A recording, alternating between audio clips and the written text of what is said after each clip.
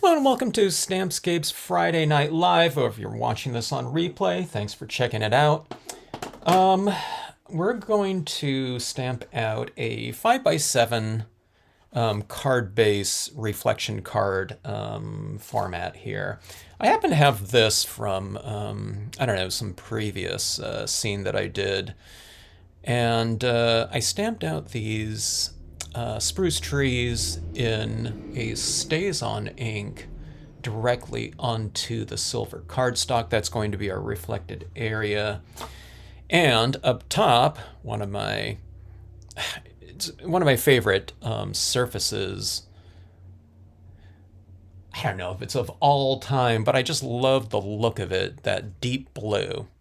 Okay, that being said, the bad thing about it is it seems to be discontinued. They still have the gold variety though, and I put a link to that up in the section. I don't know, maybe you can contact the seller and say, hey, are you ever going to get the blue variety pack back? But I don't know, these types of kind of niche boutique types of papers, I don't know, I find that they come and go. So it's one of those things that if you like something in these kind of unconventional types of cardstock surfaces, it's probably best to get them, because I don't know if it means that they just did one run of them or something like that. I have a feeling that this type of paper is kind of more of a general silver color base, and what they do is they just color some of them and release a certain batch of them, and maybe that's that, based on I don't know, performance or something like that. But these are really fun. Okay, so what these remind me of a little bit are Northern Lights when you do them in a vertical format like this. Okay, now being that this paper right here, I don't know, like I said, it's been discontinued. So I'm going to make I'm going to get double my money's worth out of each one of these. So doing it in a reflection card format like this, it's almost like having a 10x7 piece here, and it just looks really cool. What's always interesting to me is it's not a direct reflection. Look at that right there. I don't know, it's just how light operates like that, having these two surfaces reflecting off one another, because when this reflects down here, naturally it's going to reflect back up into that too, and vice versa. So kind of interesting. Hello, Debbie, how are you? All right, so we're going to do this with one of the night cabins, and I really love these reflection cards with these cabins. Here's one of the latest ones, like right here, just a real simple format. And then of course here's the one with the vintage paper, and both of these are over gold. So let's do a night version. Okay, so this is going to be on a cardstock. Okay, this is not a printable vinyl sticker paper. All right, now I haven't done this for a while, and I was thinking, man, did that Brilliance Black stamp over the Brilliance White that's been laid down on here? I know it did, because I know it worked before, but I don't know, I just haven't done this for a little while. So yeah, I was beginning to question the process right here. Okay, so this is going to be a cabin, and it's going to be stamped right down here. This is the right cabin, night cabin, and it's going to be stamped in this lower right-hand corner, okay? Because everything from here down represents the water. So I don't want to stamp it up here, because it'll look like the water goes to right there and there's going to be a bend in it, okay? So you want to stamp anything on the water line, either right on it or pretty close to it. You can go up a little bit, but I wouldn't go up too far with that. Okay, and then I thought I would stamp out some of these extra trees right over here, okay? Hello, Linda. Hello, Sharita. Good to see everyone. Hello, if anyone else is watching. If anyone is watching on the Facebook stream, I cannot see live comments. But if you ask any questions on Facebook, or you can always come over to the YouTube stream. But if if you have any questions, I'll jump on to Facebook at some point in time when I can and answer any questions you might have. Okay, so what I'm going to do is I'm going to build up a lot of clouds down here, or up, I don't know, whatever, on here. And that's going to allow for a black impression of this cabin to show up over this dark background, okay? Now, I don't mind if some of this, you know, highly dynamic surface shows through some of this white. I don't find it terribly disruptive to have some of this type of patterning kind of reflecting like it's in the trees or on the cabin itself.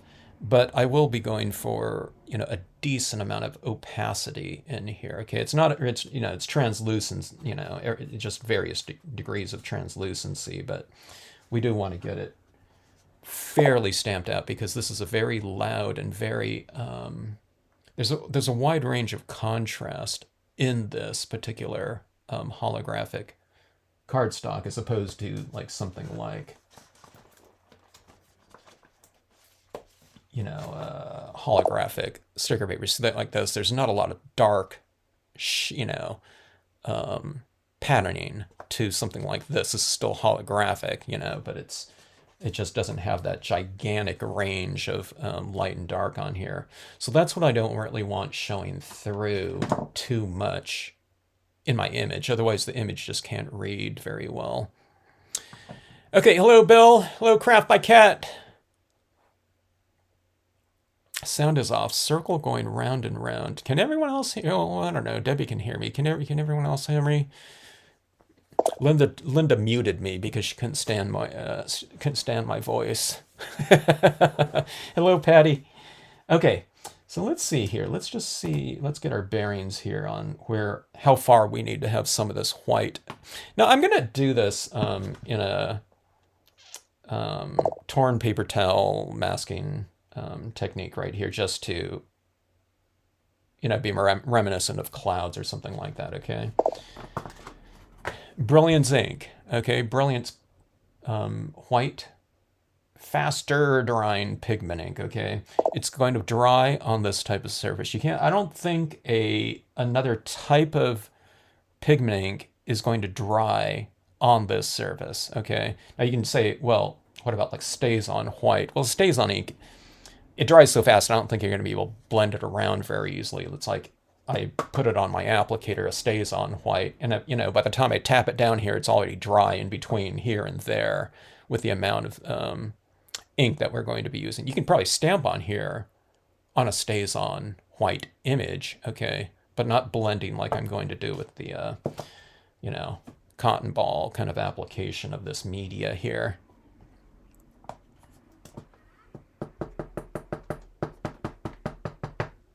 Huh. Well, Linda, if the sound is off, well, I guess if you can't hear me, here, I'll type right in here. Linda, if the sound is still off, maybe restart your browser.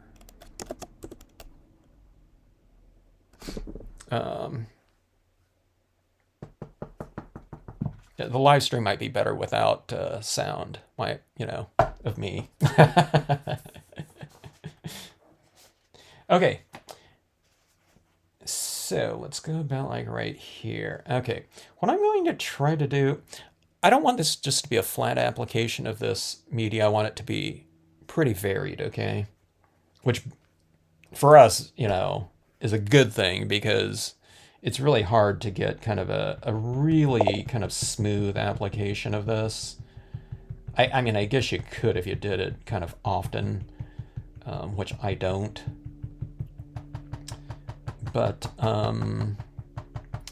having it a little bit more lumpy, with variation in there like that, I think it looks more like a realistic cloud that way, because a cloud, there's volume to it, in space as opposed to kind of something really flat.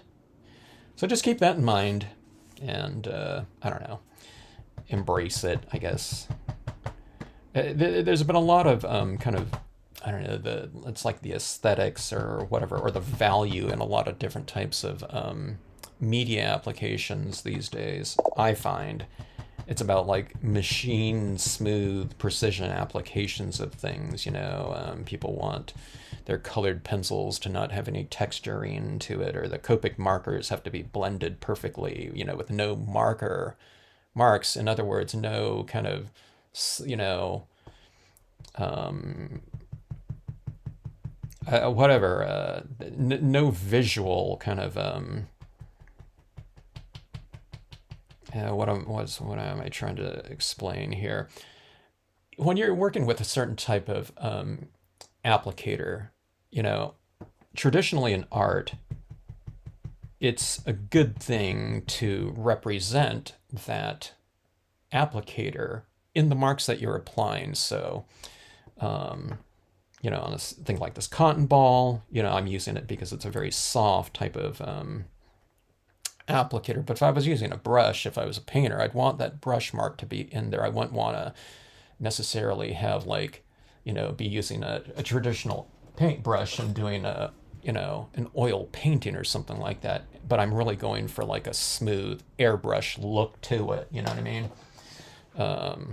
You wouldn't want like a whatever, like a Van Gogh or something like that. You know what I mean? To not have those brush marks in it. I mean, you could, if you want to go for an airbrush look, then, if you're using an airbrush, then that's probably why they're using it, for really smooth applications of it. But, don't be afraid of texture.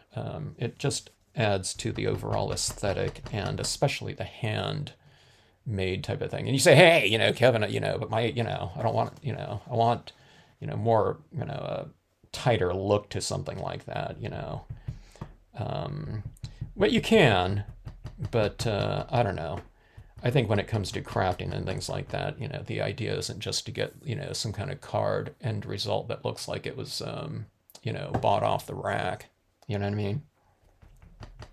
And I think people that, appreciate kind of a handmade type of thing, and I'm not talking about handmade in terms of, I don't know, kind of the absence of precision or anything like that. But when it comes to something like this, you know what I mean? The more variation, the better. Okay, so let's go down here. Now, see, I'm going like this now to make it look like a kind of a more, a cloud with, again, more volumes and more variation. Okay, so we'll go a little bit thicker in the application of that white like that. And then we'll have, this cloud coming out that way. If you're working with things like plastic stencils, okay, I love the look of those plastic stenciled clouds. Okay, and I mean, they're very stylized, of course, because they're usually cut out plastic like, hard billows. It's something like that. But if you're going to use something like that, I would recommend doing this type of thing to it, have the cloud stencils like that, then come down here and apply, another tone. It could be the same color that you're applying more of, or go into, a slightly different value of that color, okay? In order to make your clouds look like they have more volume to them, as opposed to kind of like a shadow puppet presentation of something where everything's really flat, which has its own aesthetic too, which is cool. But just in general, kind of depth gives the cards a little bit more richness to it, even if it's like a shallow depth. You can do like 2 layers if you want to. Now, a lot of this is going to get covered up, okay, by the image, but where we have this little bit of variation right in here, in the trees that we use right in here, okay, these are open trees, and then we have this little open area right in here, so we might have a little bit of that blue or something like that showing through. So that will, having a little bit more variation in here, will result in potentially having a little bit more depth within those open areas, that's going to show the background. So what it would look like in here is just there's going to be different kind of shadow areas within, like the rooftop or in those trees or something like that too, okay?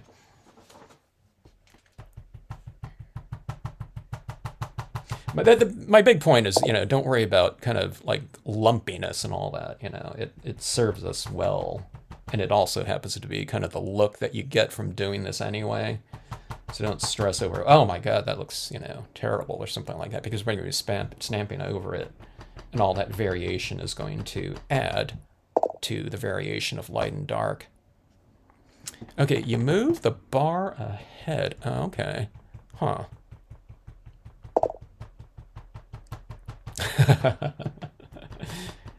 Craft by Cat. I forgot where you were. Where are you located?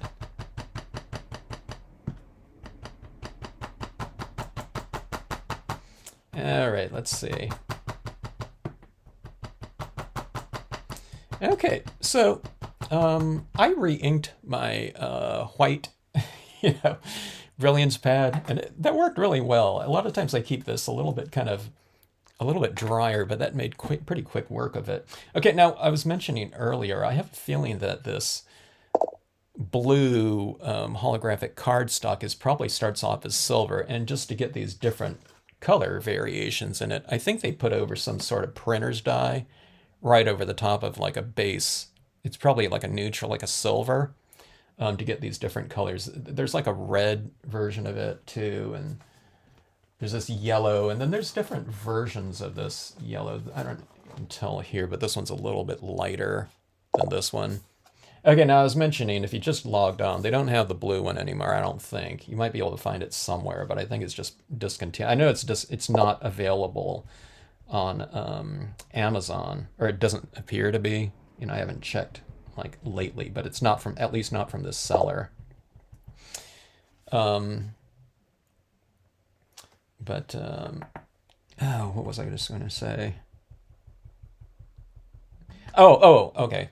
So I suspect that because as I'm adding in this white pigment ink onto here, there's a little bit of that residual, or blue that's coming off of that surface onto here. Okay, so I just know that there's some floating color on that. It's not going to wipe off or anything like that, but just probably getting it damp and kind of tapping it, repeatedly like that is probably the thing that's adding to, or it's removing, some of that media off there. Not so much that it's, revealing that silver base,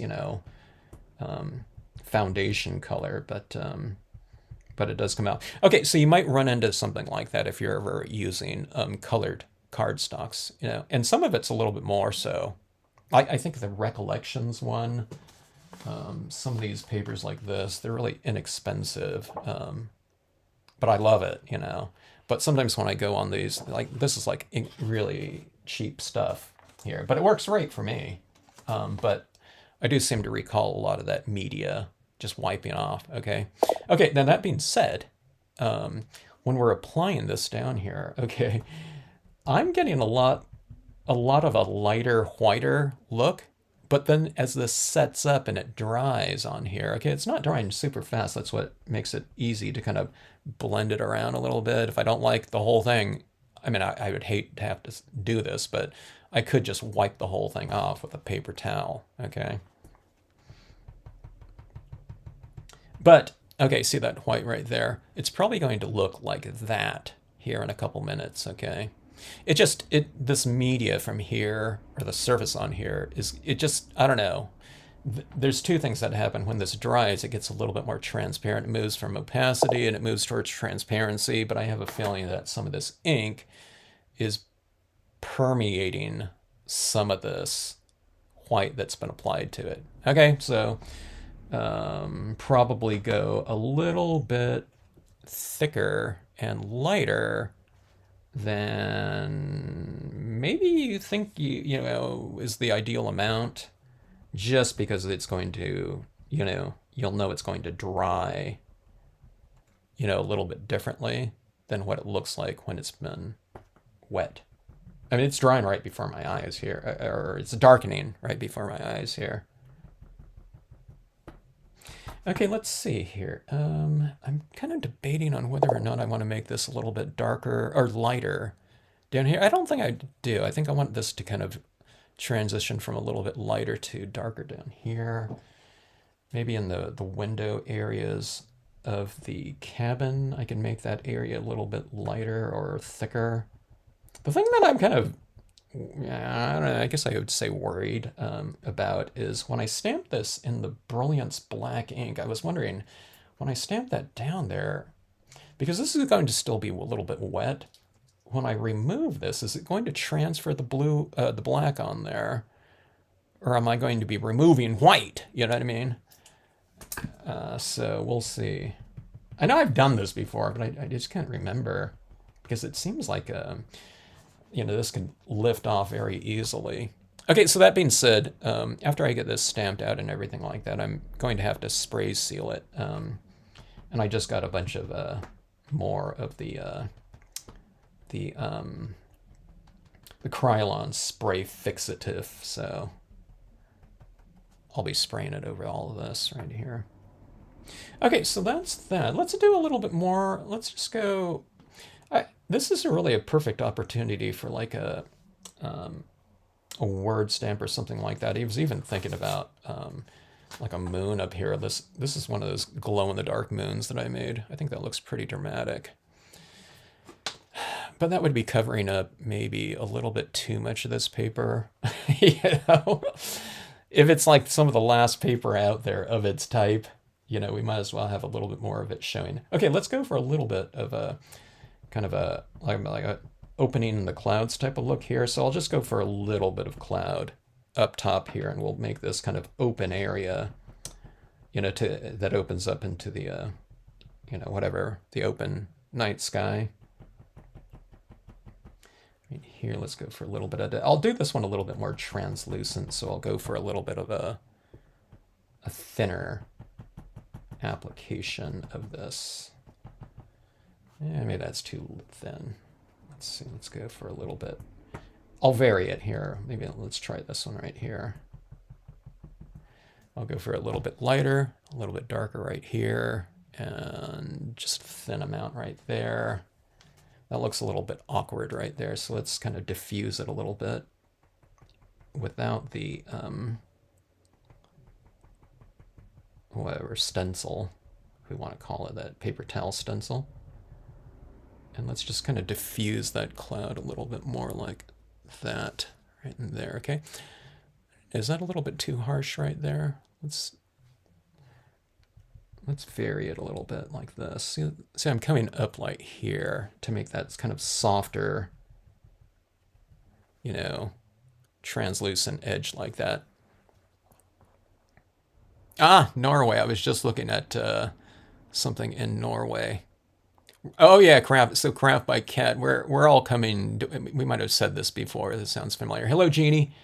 We're all coming to your house to see the Northern Lights like this. What time of year? I'm sure I've asked. If you were on here before and I've asked this, sorry, but what time of year are the Northern Lights most visible in Norway? I got to get out to one of those countries. Someone told me you can even see the Northern Lights sometime in, I forget where they were. They were like in Minnesota or something like that. They said sometimes, I don't think it was Washington. Someone was on here.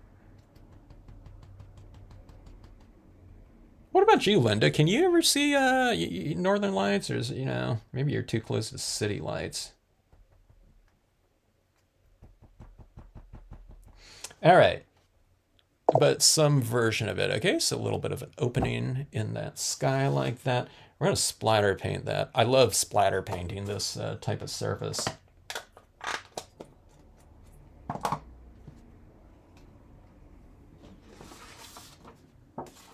Okay, so this is what this is looking like. That looks crazy. Boy, that looks really hardcore like that.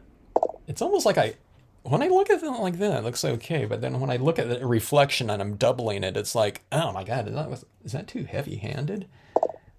Let's see, let's go like this a little bit more. I'm refining.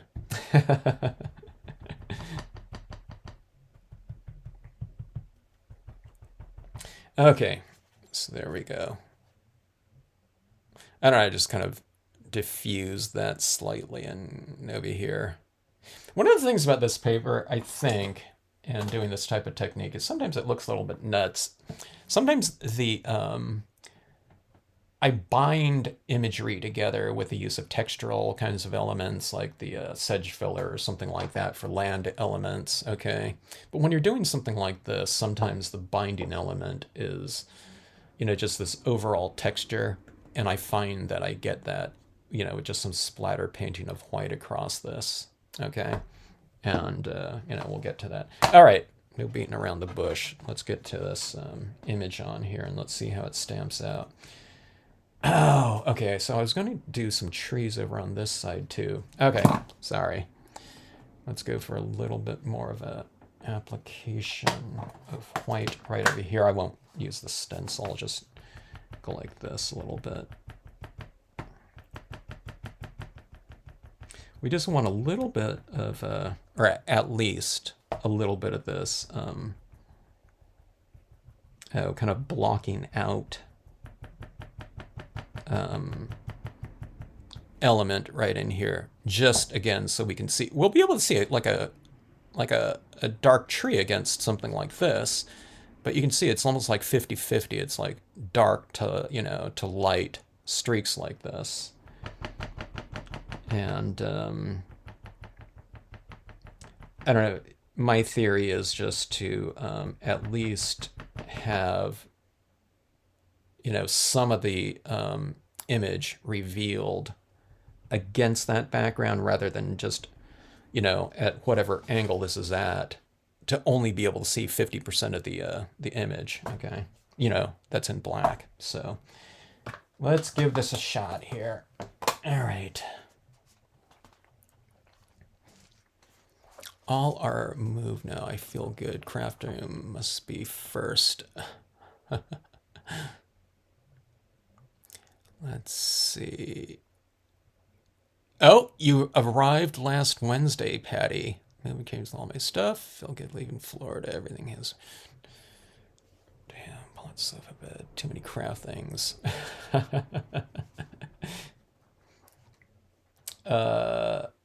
Post photos.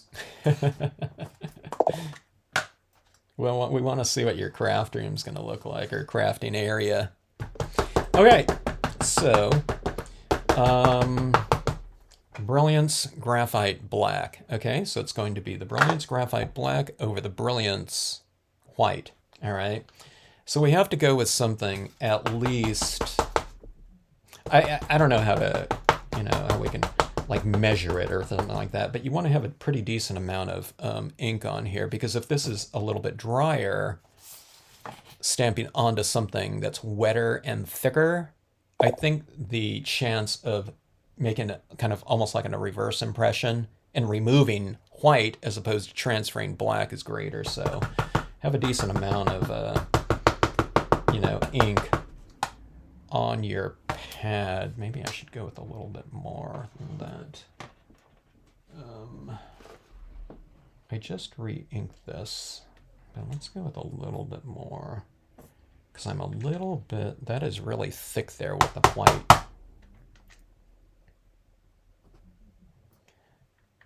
Just to be safe here. Let's see. I couldn't find my little like plastic, well, what I use is like a credit card or year pass. Maybe some national park year pass for my, blending on here. You can do it with anything though. All right, so let's see how this goes. Everyone cross your fingers. If it's a paper that really matters to you, and if this doesn't stamp out, like I said, I can just wipe it off. I can wipe everything off, with this Brilliance pigment ink here. Everything is just floating on the surface right now. It's not dry. I think even if it dries, though, you can pretty much wipe it off at least to some extent. I don't know. On this one right here, I really slathered that white down on there by quite a bit. Okay, I'm not going to press too hard because I don't want to like squish the ink out from underneath my stamp And then when you lift it, it's kind of got that border type of thing going on there where it just kind of squished out some ink, and then the center is almost like that reverse impression where it almost like vacuum, like a vacuum, it sucks the ink up. So just kind of even pressure. I'm debating on whether or not to hold this down for a little bit of a longer period of time to let that ink transfer and set up, or if it's you should lift up faster. I don't know. I'll just go in between. Yeah, it's stamped out perfect. I don't know what you guys were so worried about. Okay, what I was talking about here is, I think it did happen. See, in my trees, do you see that little area in the trees? I think what happened is oh, I know what it is. I think in the more solid areas like that, I think there was kind of a little bit of a, I don't see any white on here, but it might have lifted off some of the white right in here because I can see that blue showing through, right, specifically right up that tree. I don't think it looks bad though. It looks pretty cool. Like right in there, okay? But anyways, let's see what this looks like on here. Okay, looks pretty cool like that. Okay, now one of the things I'm going to do too, I'm going to do it in this live stream here, but I'm going to spray seal this off with a workable fixative. Okay, I'm going to lock down all that ink on there. I thought I would do it in this one, but I just don't think this is going to be dry enough yet. I think if I try to take this white pen and illuminate those windows a little bit more with lighter white, I think it's just going to be scratching off that wet, floating white ink in there, okay? And it you know, something like that, it clogs up the pen a lot. But if I lock everything down after everything's in there, it should be fine. All right, so let's see. Let's put some more trees on the other side. Let's see if it does the same thing right in here. Get some of that kind of ink showing, or not ink, but the paper showing through some of those darker areas in there. I don't know. It might. One of the biggest thing when you're doing this type of thing on the card stocks, not on the printable vinyl sticker paper, okay, which dries like instantly. This one right here, when you touch areas like that, what you get is everywhere you touch like that, it removes the ink. So you got to be careful about where you're touching there. I'm constantly retouching areas that I've touched with my finger when I'm doing this type of thing, or this type of process. Okay, getting some trees. I'm putting these trees right here over on that left-hand side. Okay, and it seemed like whatever length of time I held that down before, it seems to be working okay. You like the look of those clouds, Linda? I thought it was a little bit chunky, but I like it okay. I'm going to add a little bit of variation into that, I think, using the pen too. Okay, I don't know, for some reason I thought this was going to cover up a little bit more. Hello, Helen. In Minnesota and North Dakota, the Northern Lights is supposed to be out tonight. Huh. Can everyone catch a flight tonight to get to Helen's place? She's got that guest room for all of us, right? It's going to be a Northern Lights session. Put that coffee on, Helen. Now what happens, Helen? Do you get some kind of like they say you can look at they know when the Northern Lights are going to be out or something like that? What is it, based on kind of like sun activity or something like that? Or that's pretty cool. I didn't know they knew when something like that was going to be around. All right, so there that is. I guess I could have put a little bit more white behind that, but I think that looks okay. It looks pretty cool against that black sky like that, to have that variation. I guess that black still shows up in that dark blue pillar like that, but this is how that looks like that, okay. This got a lot more opaque than I thought it would. Let me see something right here. Okay, this is just a dry cotton ball right here. Okay, I'm gonna do this right here. And I'm actually going to remove, do you see where I'm removing that a little bit? Now, I can remove a lot more if I do this like squiggle like that, okay? But I don't want to remove it like that much, okay? But let's just, let's make a little bit more translucent. Oh, one of the things is too, when you spray seal the white pigment ink, I think it tends to get a little bit more transparent too. Almost like when you spray seal like a light pastel that's over a darker one, it gets a little bit more, you know, I wouldn't say it disappears, but you lose a little bit of that. So I won't do too much of that with that in mind. But as I do this, though, not as much as coming off instantly, so it means that it's setting up pretty good. And you know, like I said, if I just wiped right across, I can wipe right across here with my finger and it would probably come off. But it's setting up pretty decently.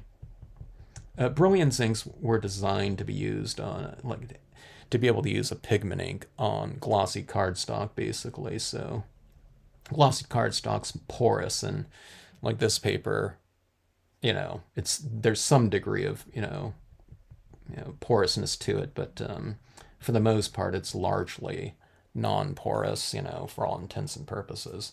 But see, I just kind of made that a little bit more translucent right there, so it's not just like this heavy kind of, you know, white right there, and it kind of contrasts against that more opaque area a little bit more like that. Actually, that looks pretty good like that.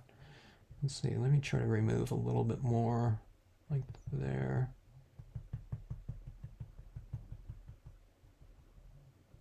It's kind of like sculpture or something like that, like plaster sculpture. It's like working on something to get a certain mark, but in a subtractive process. It's pretty fun. This is pretty sloppy business here, you know what I mean? If you ever do this. And it's kind of a weird feeling to be manipulating wet media on top of a surface, which we usually don't do very much in stamping. You might do it a little bit more, like if you're taking like an oil painting class or something like that, or you know, something like I said, subtractive types of processes. So it's kind of a little bit sloppy. Get it all your fingers, but it's kind of like sloppy fun. You know what I mean? So if you do this, I try to think about it like having it like a mindset of like a kid, you know, working with you know, media and getting your fingers, you know, all gooky. I don't know, sounding like a kid's term. Yeah, it's sloppy fun. All right, so let's add in some of this, hopefully a little bit more of a unified. Before I do that, I want to try this with the pens first on here to add a little bit of variation. After tapping this, I thought, I might be able to use these acrylic paint pens as long as they're flowing really well. But, you know, I really want to get some variation in those trees in there. Let's see here. Let's see what you guys had to say. Craft room for the pull-out soap, but I have too many okay. Walmart in Canada is now carrying the spray mark Krylon Fixative. Okay, good. What about like Amazon Canada? Not that everyone should go to Amazon, but I don't know. It seems like Amazon. I'm sure you checked that before, right? But okay, so Linda, but is Walmart the best price there for that? I gotta think any type of art store would have the Krylon Fixatives in stock. Unless there's another brand or something like that.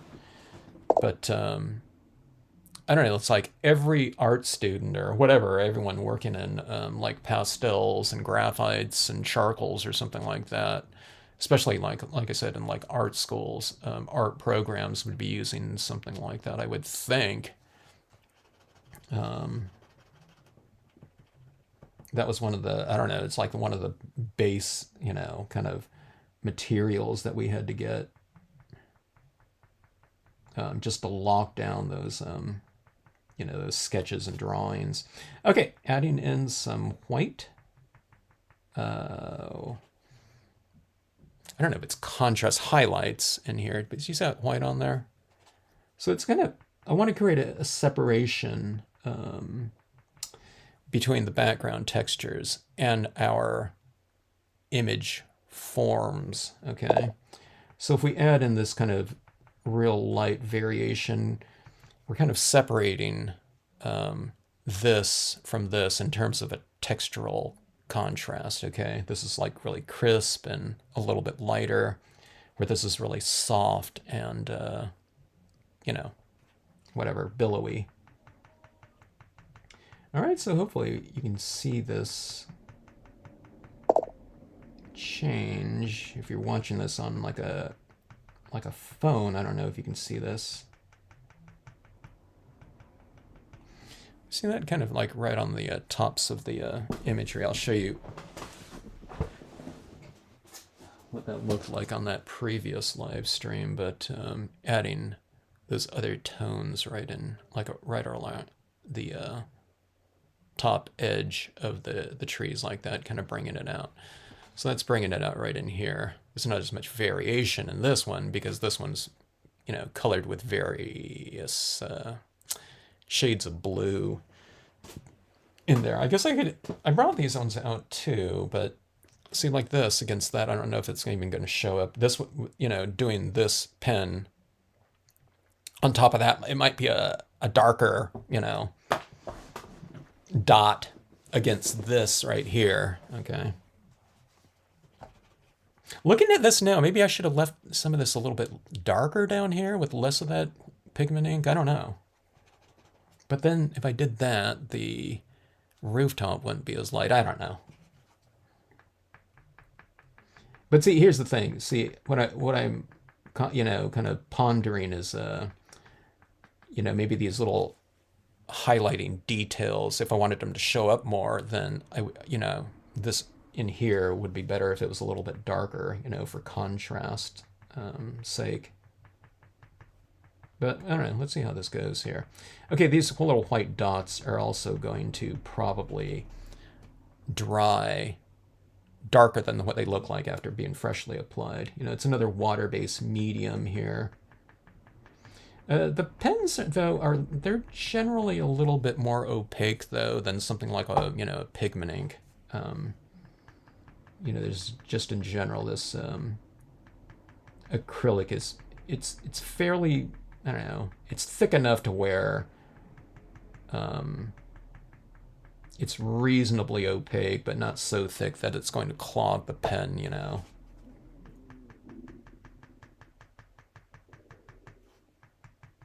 Although saying that, though, oh, maybe because I'm going into the wet pigment ink down here, like some of these little highlights around here, it's like, where'd they go, Now, if I put a dot over a dot, though, it's probably going to be a little bit more opaque because, see, as I add these little dots down on these branches, I'm putting that wet dot directly into this wet pigment ink, which might be influencing the opacity. But acrylic paints and things like that, if you ever lay it down, when it dries, it almost feels like plastic.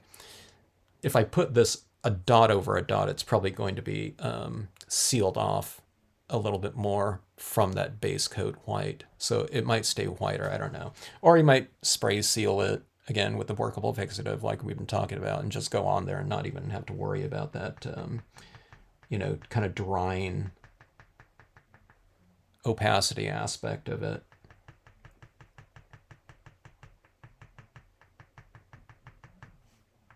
Yeah, this one's really kind of, yeah, let me shake this up a little more too.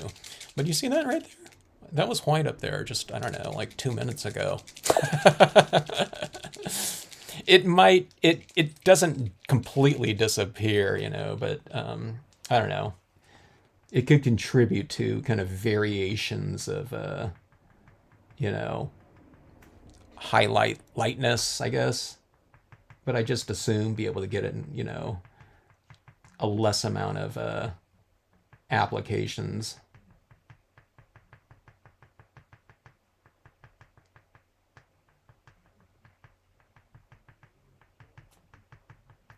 I'd say it's really kind of bringing out those trees a little bit more. Now I'm doing this, I was about to splatter paint the whole thing. It's easier to apply this acrylic ink onto here if I'm not working around a bunch of the chalky, little dotty applications of the Dr. Martens.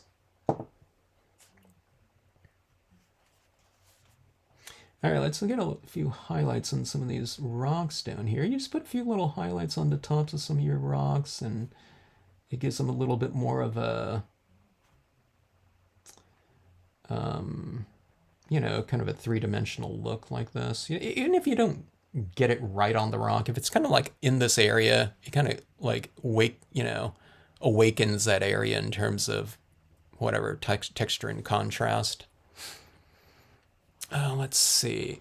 Okay, you can see the northern lights where you live. Okay. Are they different colors ever, or are they the same colors in your different locations there? Photos of northern lights in the desert in the US, not in the southwest though. Maybe it's in some kind of bare area of like Idaho, maybe? In the deserts. That'd be kind of interesting, I know we definitely can't see any kind of northern light type of thing, in Southern California. Like I said, there's kind of deserts in like eastern, probably Washington and Oregon and Idaho and all those types of things.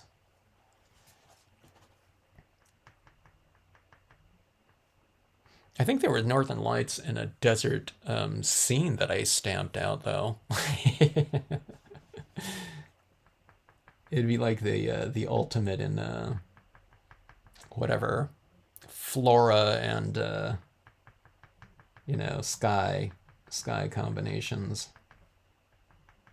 Saguaro with you know kind of greenish tinge northern light in the background would be really cool. I might be able to add in those windows right now. I don't seem to be having any kind of issue with clogging right here at all.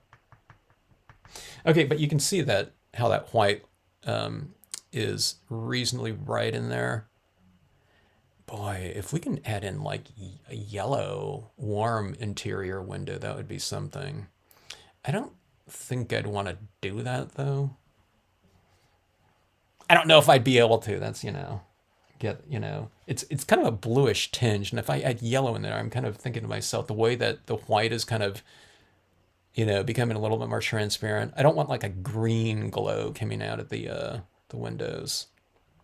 Unless this is like for a Halloween card maybe. Or it might be cool if, you did that kind of that glow in the dark moon up here, and then you kind of have, a similar tone going into the windows right in there. So this moon right here almost be too light, but that looks really good when it's reflecting down in that lower Aryan reflection cards to have a lot of contrast. All right, let's go ahead and add these little interior illuminations right here.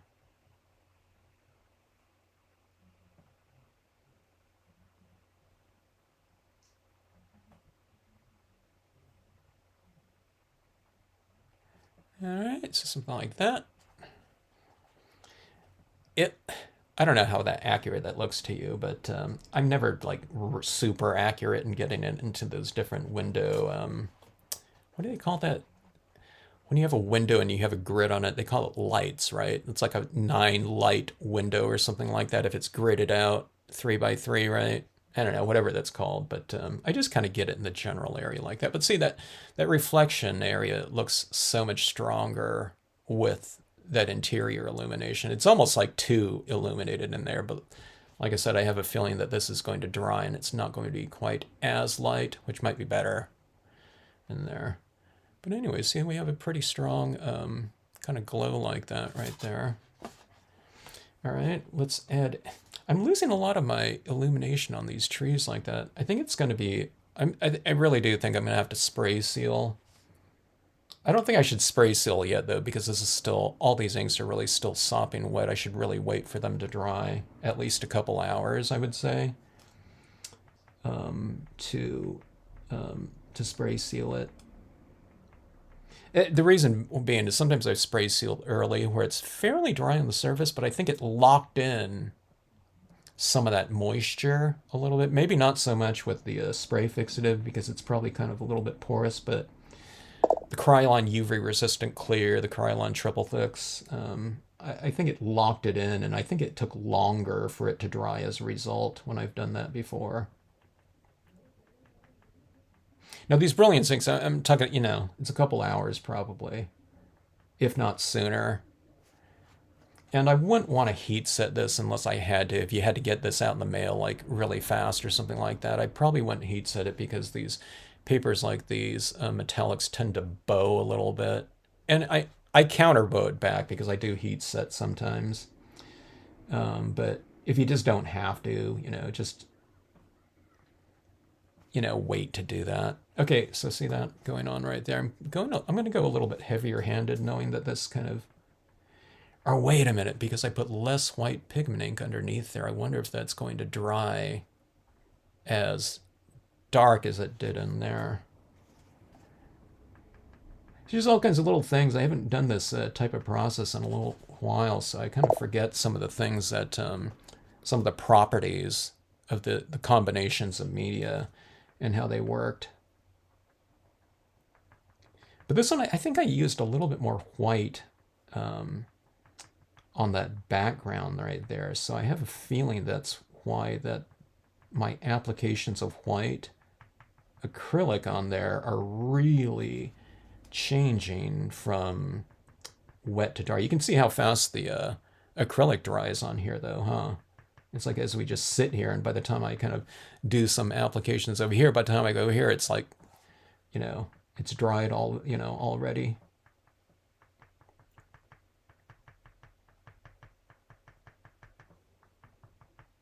Okay, so I'm going a little bit heavier handed here, again, because it looks like we need to in order for it to show when it, after it dries. We'll see if it kind of shows a little bit stronger just with multiple applications. Like I said, building up that acrylic on there. Look at this one right down here in the rock. It really disappeared.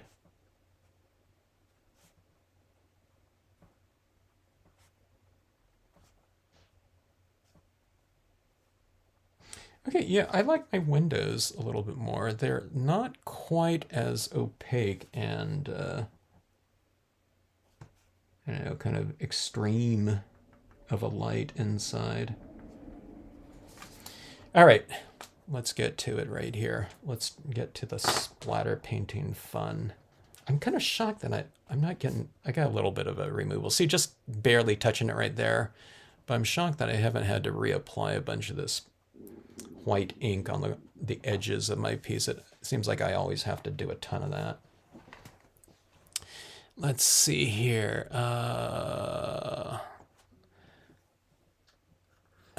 Yeah, you're not seeing those northern lights in Alabama, but neither am I, in California, like anywhere in California, even, where is it, like Redding or something like that.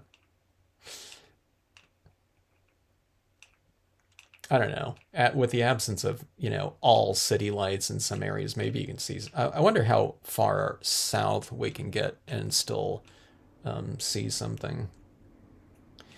Okay, now on this Dr. Martin's Bleed Proof White, I did thin that out a little bit, so let's see how this goes. I'm thinking about adding most of it right in here, but if I get some overspray onto this area down here, I think, that'll be fine. All right, so more of a Milky Way type of thing right in here to start off with. But then, like I said, if I add it in and it's like, oh, that really looks good, and I want it to be like representative of something like snowfall too, then, we can do that. you know, just by stamping it over, you know, getting a little splatter over that. Okay, so I think that's all I'm going to do there. I do like that texturing though. See, like that little white over that cloud right in there? I like that look, so let's get a little bit of this texturing over some of the rest of the, you know, the card.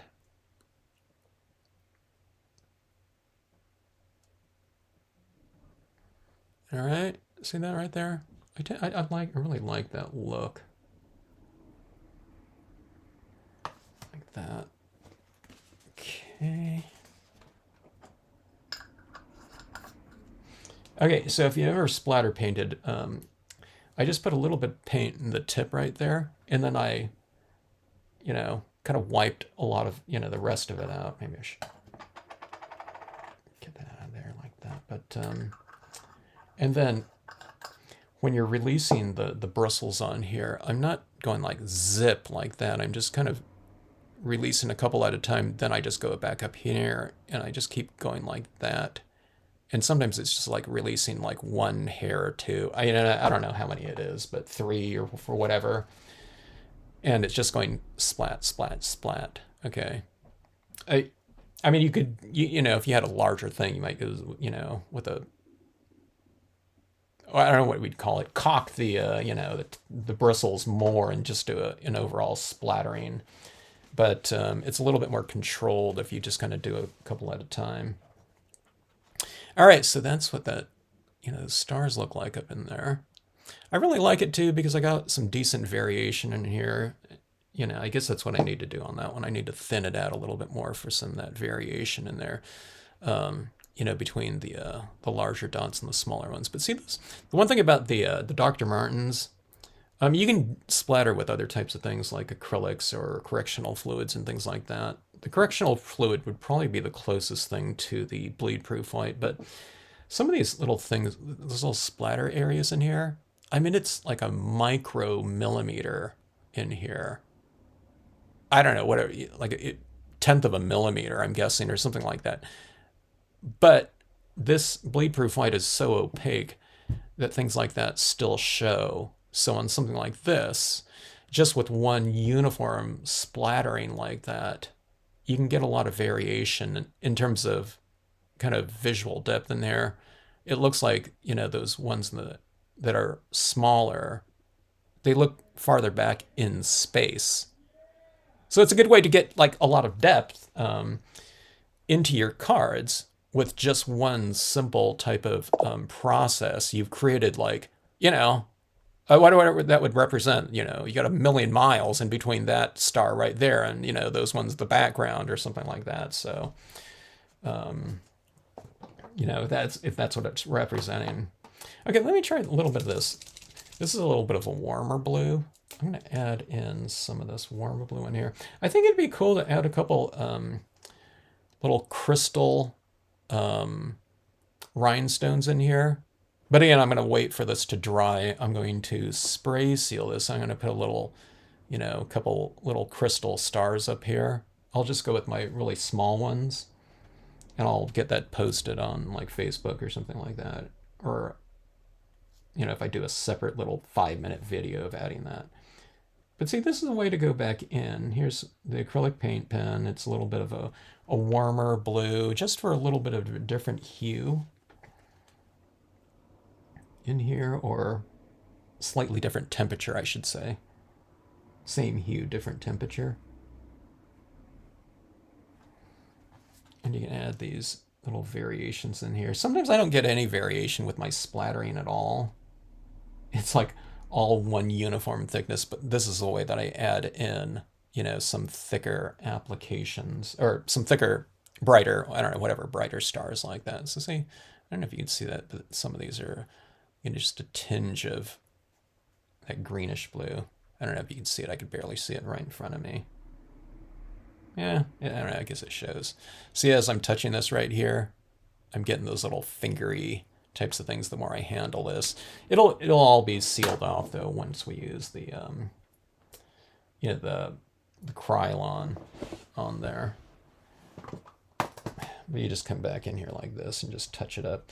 If you're ever touching up, just be careful that you don't go over the black, because again, that's still, I'm sure, a little bit moist. That's what's happened to me before. It's like, okay, I'm gonna try to touch that up. Oh, I'm just spreading, like that black ink everywhere around. Oh, and after you spray seal this off too, if I want to bring a little bit of like fog or mist right around in the front of these images, I can do that because all this is going to be locked down. Okay, let's take a look and see what we have here. Oh, hey, no, my windows, they're still a little bit light, I guess. I was going to say they almost like darkened out, but no, that looks pretty good, I guess. All right, here, let me go with one more. This is driving me nuts. I really need to spray seal this and to get these little highlights on these trees. These ones are starting to remain, where I've added a pretty thick application of them. It's like the third layer or something like that.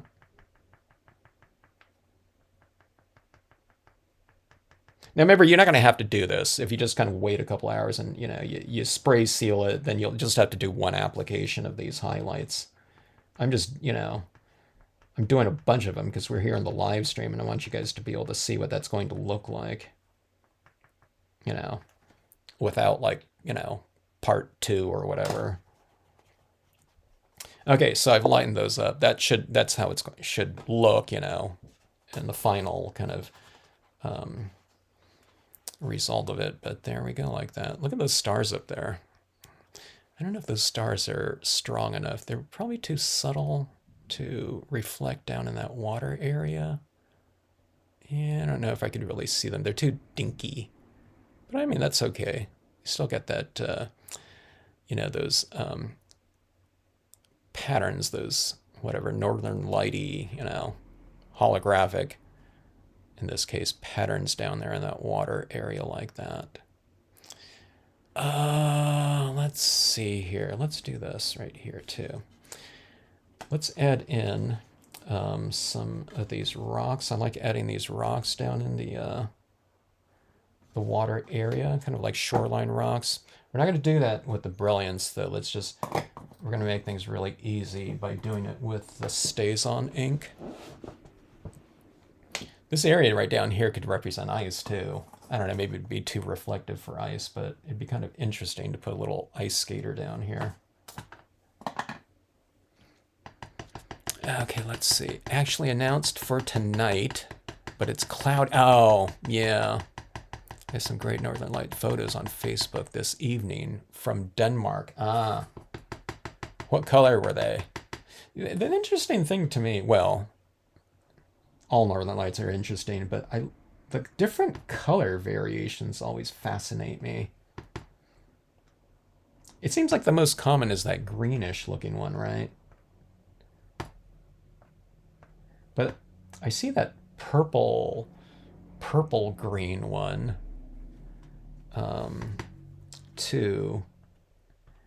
And I think I've seen like reddish tinges, unless I'm thinking of Nebula.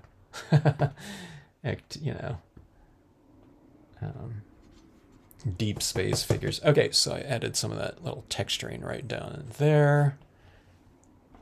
Be careful when touching this. See, I'm touching it like this. I don't want to have to reapply. Keep reapplying that white pigment ink. Okay, a little bit. See that? There's little rocks down in there like that. Okay, so you see right in here. Let me see. Let me get my bearings right in here.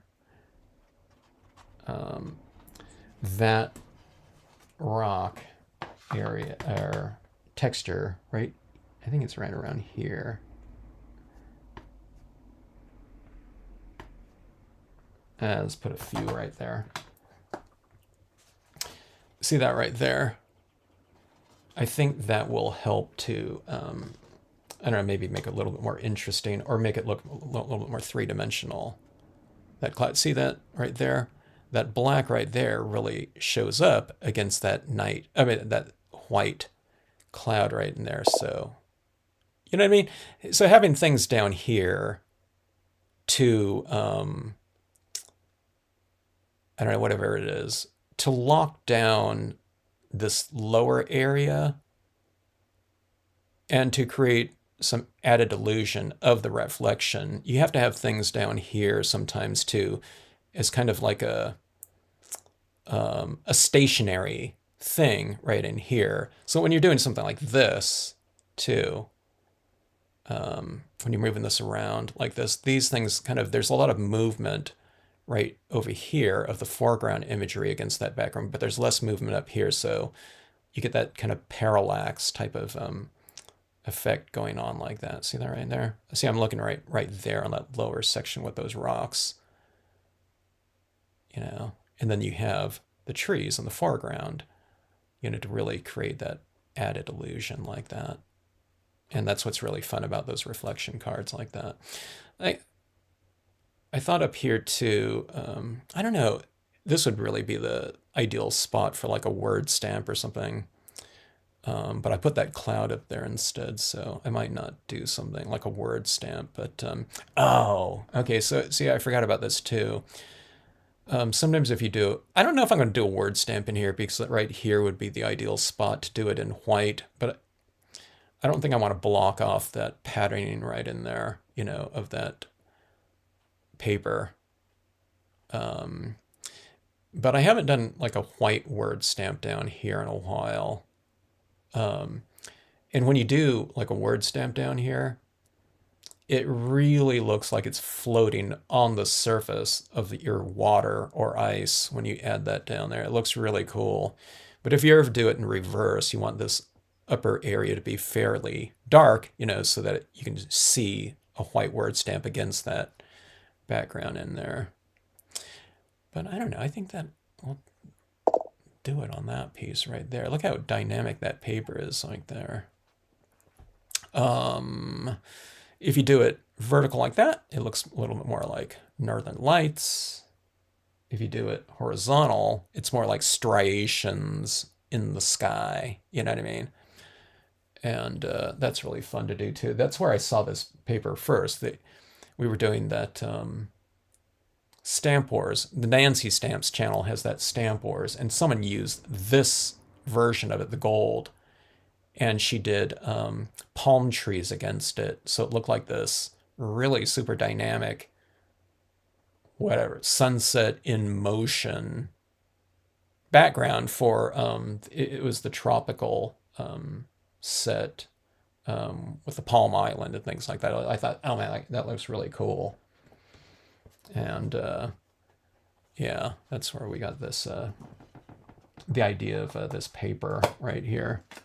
I never would have used something so kind of crazy busy of a paper like this years ago, but I've really come to love the use of the metallics and the you know, the super busy types of cardstocks that are available out there for my backgrounds. But the thing is about them, like if you stamp something across these types of things like this, you know, they're just so super busy, you know what I mean? That stamping anything over the top of it outside of like a really big, solid, black silhouette style of stamp, you know, shadow, you know, they don't stand up too much. Like if I stamp that image just directly on this, we wouldn't be able to see most of the image, and it would just kind of get swallowed up in that type of patterning like that. But if we apply some white pigment ink in certain areas like that, it really kind of mellows out the, let me close one of my blinds. It really mellows out that paper, and it makes it so much more, oh, I don't know, readily useful for a wider range of stamp designs, you know, that can, you know, that can be seen on it. So I don't know. I'd really recommend giving it a try. It's just really fun. Again, it's the Brilliance White like that too. Like I said, it's still, I'm sure it's still a little bit wet, but it will dry on there. And then you just hit it with, you know, some sort of sealant on there. It doesn't have to be the spray fixative. But I think the spray fixative's a little bit less altering of a sealant than the thicker versions of it, though. It might change some of that holographic nature a little bit because it puts a little bit of a frosted coating on it, but I find that it's still, visible. Just don't give it like a huge slathering of it. Maybe give it a little bit of a lighter coat. And for me, I'm going to be spraying right down here. I might even take like a paper towel like this, and this is like a few inches above, and I'll just spray from my up here into this lower section like that, and then I'll do the same thing. I'll just go like that, and I'll spray up there. I don't put this like right on there because I want some of that sealant going, into that little area in there. But just give it a little bit of a lighter coat and see how it looks on whatever type of surface you're using, just to get the feel of it, especially if you haven't used it before. I'm still kind of having to remember how much I've used on these types of things, and sometimes I think I was using the UV resistant clear gloss spray on most things, but I've only come like recently started using the spray fixative because the spray fixative's matte, so I thought it would make my background too matte. But like on the video, when I was opening those spray salons, I found that it didn't affect them as much. The flat matte spray fixative, when sprayed on glossy foils like that, didn't make them look flatter than a gloss spray on those, And again, I just suspect it's because of the thickness of the media that we're applying on there or something like that. I don't know. The Northern Lights is from autumn to spring. Autumn to spring. That whole time like that, huh? Okay. I heard that the sun has some huge flares yesterday and or today, and that the Northern Lights will be spectacular. Is that how fast it kind of works? If there's a flare like yesterday and today, the Northern Lights like that night or like the day after are the most spectacular. It will be quite active.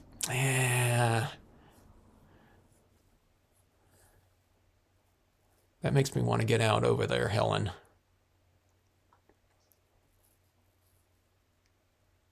I would love to see the northern or southern lights. Yeah. You don't hear too much about southern lights too often. When I started looking at northern lights, I drew those two images. There was northern light rays, aurora borealis rays, and I have aurora borealis curtains, those images. So I was looking at a lot of different things, and it's like, oh, there's southern lights. This is like, I don't know, whatever, 30 years ago or something like that. But yeah, I hadn't heard too much about the southern lights. I don't know if anyone ever sees southern lights. Where do people see southern lights? Do people in like I don't know, New Zealand see them or something like that, or do you have to be further south than that? I wonder. But you don't see too much coverage of that, as the northern lights. Hello, Art Cards with AJ. Good to see you. Hello, Jen. Greenish with a hint of blue. Okay, you're greenish with a hint of blue in your area. I haven't seen the purple.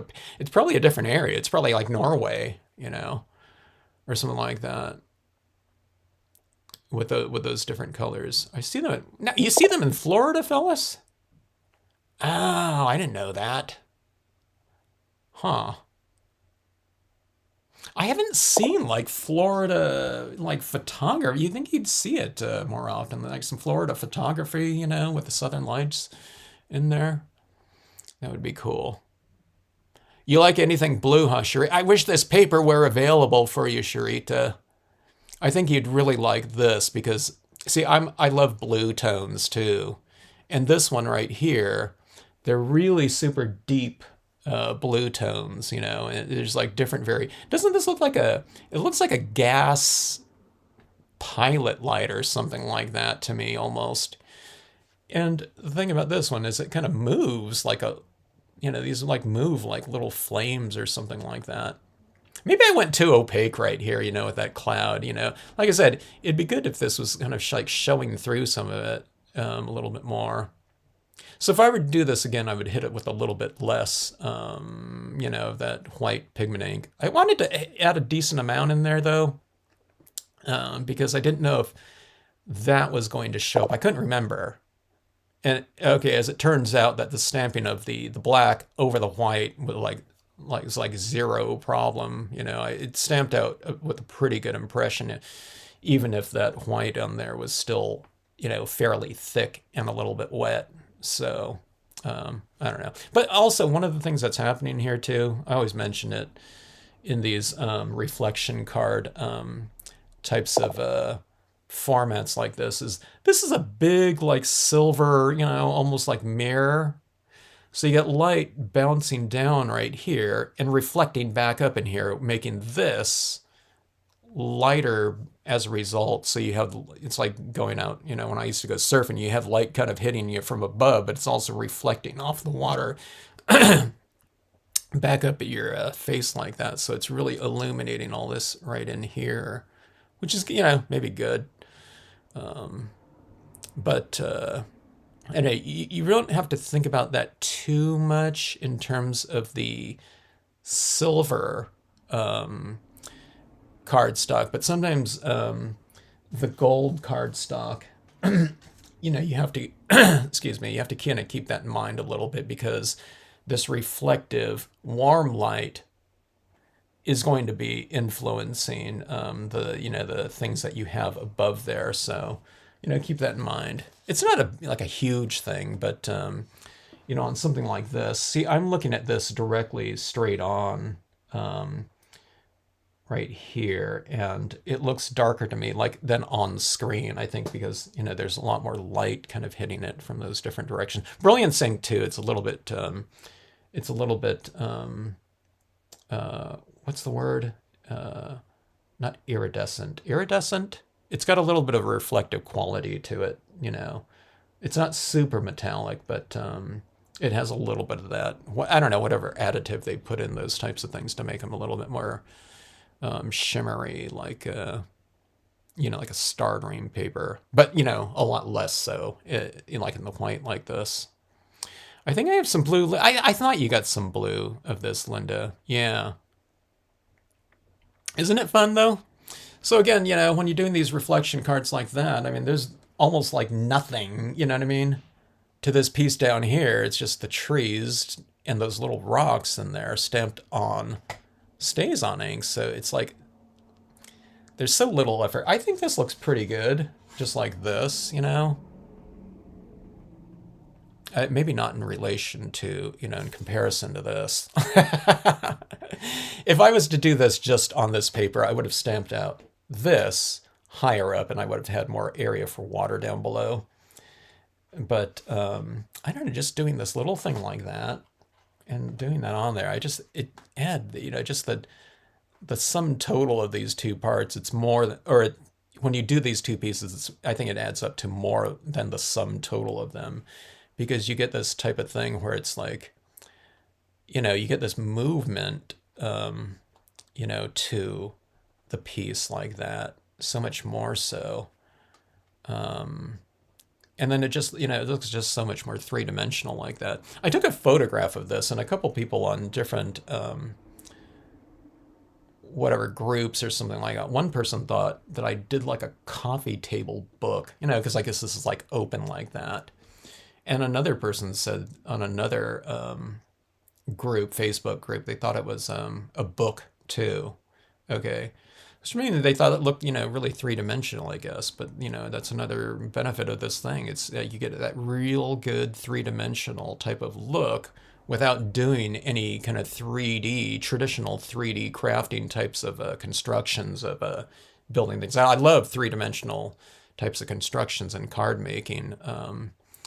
But it's one of those things where this is like cheating in a way. You can get that three-dimensional look without having to cut out anything or anything like that, or using pop-ups, which you can add probably to this process and add some of them in there, but you really don't have to. Okay, there's flares often, but apparently these were much larger than normal. I guess we can these days we can log on and check out some of these photos from it. I'll have to check it out. Sometimes we see those types of things popping up on Facebook. There's probably like a multiple like Northern Lights groups or Southern Lights groups on Facebook or something like that. I used to see it on Flickr too. Um, all the time, but Facebook's so much more of an active community, probably. It does look like a gas pilot light. Yeah. Okay, so Sharita, the other really cool type of paper. You're probably have like suddenly like a tons of different types of surfaces like that, but we've used the Miri lava blue paper, and that is a really spectacular holographic metallic cardstock. It's really expensive though, unless there's like a cheaper source, somewhere else or now. But there was a pack of, I don't know, it's like five. It's like $1 a sheet I think at minimum or something like that. But those look really cool, and you can use a lot of different surfaces, media on there, because it's a matte surface too. It looks like satin. It's really cool. No, only when looking online. All right, folks. So I really like the way this look turned out, and it was fun to get back into this, the holographic cardstock technique. Look how separate those stars look right there. Don't they think like they're just like floating amongst the flares, and then those lighter little specks like that look just so much farther back in the distance. It looks like these flames are in between or something like that. Some of these brighter stars or something like that, although they would be in front of it, in theory. But yeah, that splatter painting on there, I think, really helped out a lot.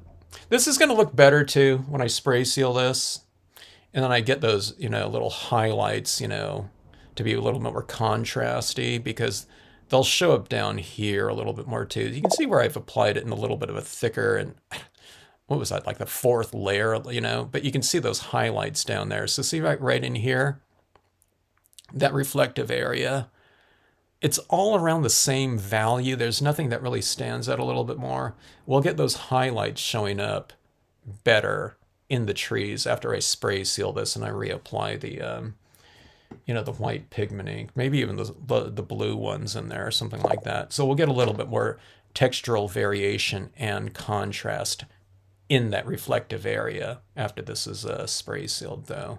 But if you have any questions, or if you try this type of process and you're running into any kind of issues or something like that, a lot of times when people try things, it's like,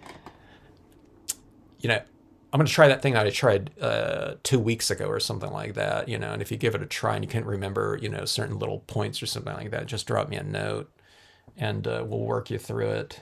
And remember just to stick with the media, especially when working on metallic cardstocks. It doesn't have to be the holographic ones, but like the metallic silver, gold, all that type of thing. Just use compatible media. So the Brilliance White and Black is a really good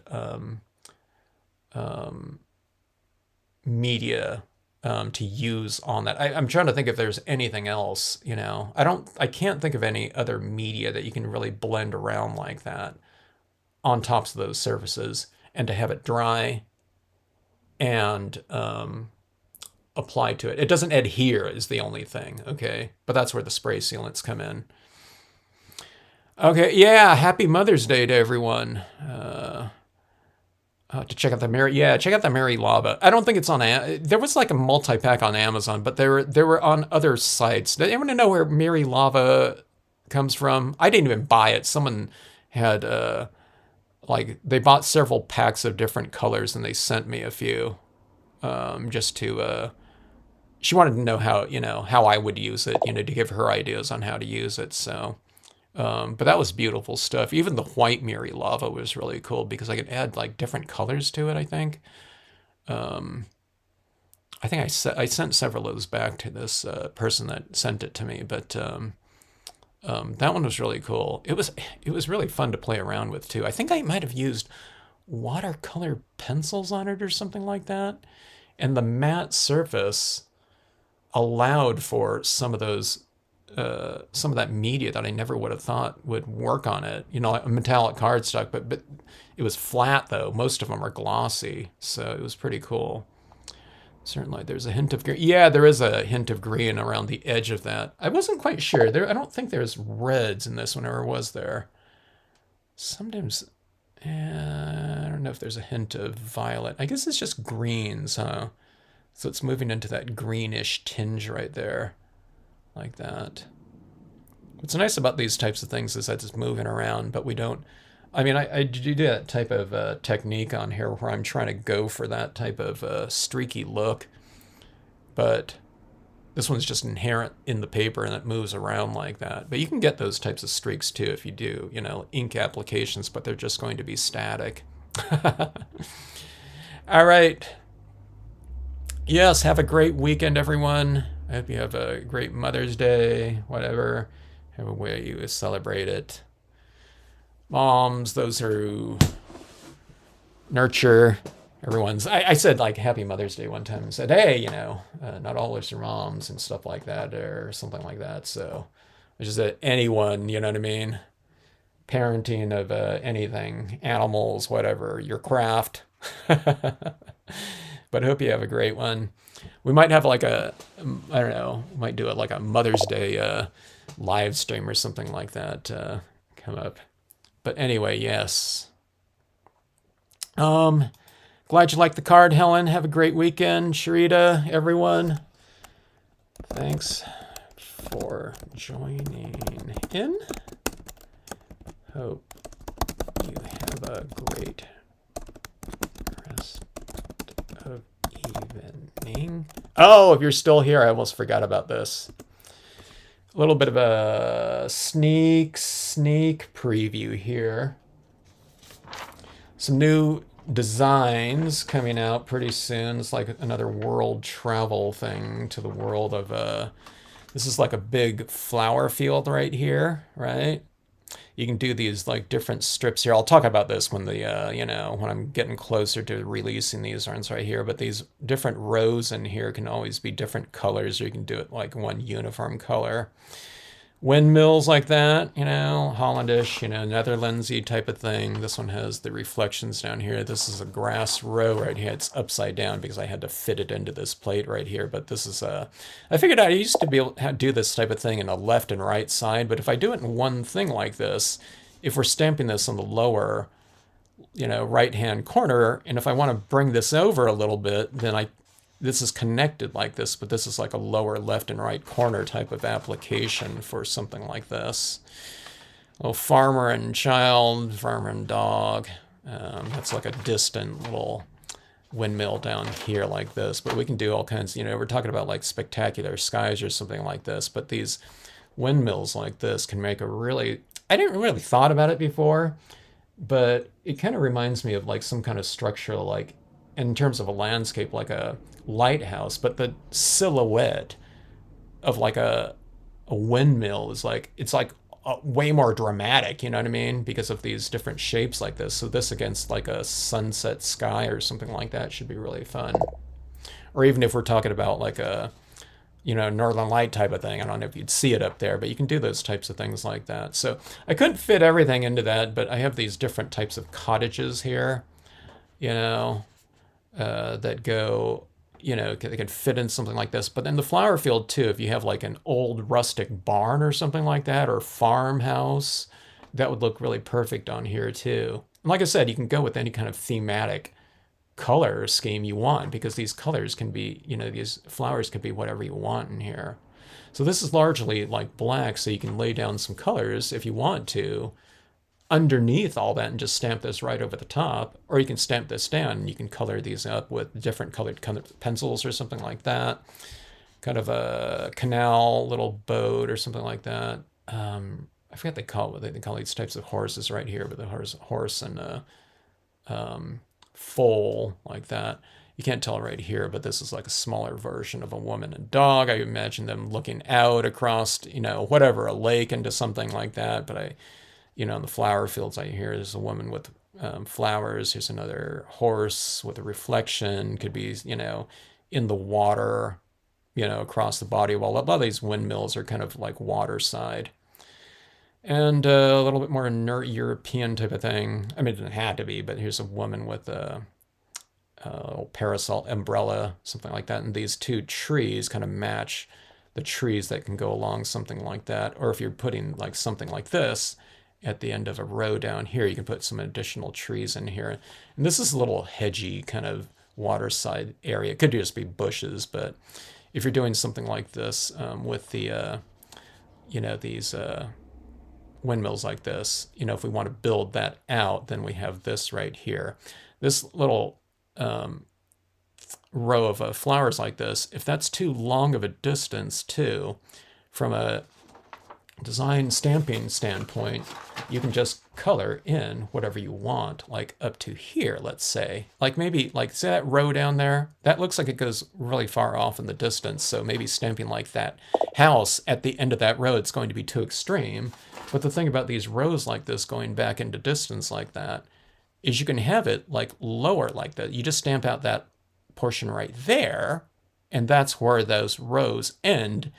And you can put, a house or barn or something like that. Or if you want one of these houses like to be amongst the rows, you just kind of stamp it right there, and then see that line right there. You just kind of mask off that area right there, or don't color it in, and then you can stamp out these houses right amongst, the rows like that or something like that. So anyways, those are the types of things, little elements like that coming up right here. I really like this. I really spent a huge amount of time working on this woman and dog right here, just so they didn't look like a blob or something like that. So I had to kind of figure that out. Here's like a really smaller version of that.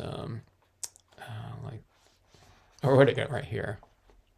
Like that. So I imagine like a woman and her dog looking out across, gazing at things out there in the distance like that. So anyway, a little sneak preview for everyone on the live stream. Yeah. Looking forward to, I don't know, some additional things like that. So anyway. Oops. Back to this again. So you can have like you can snap it like that dock right here, you know what I mean? Put that little woman and dog right here and enjoying the show.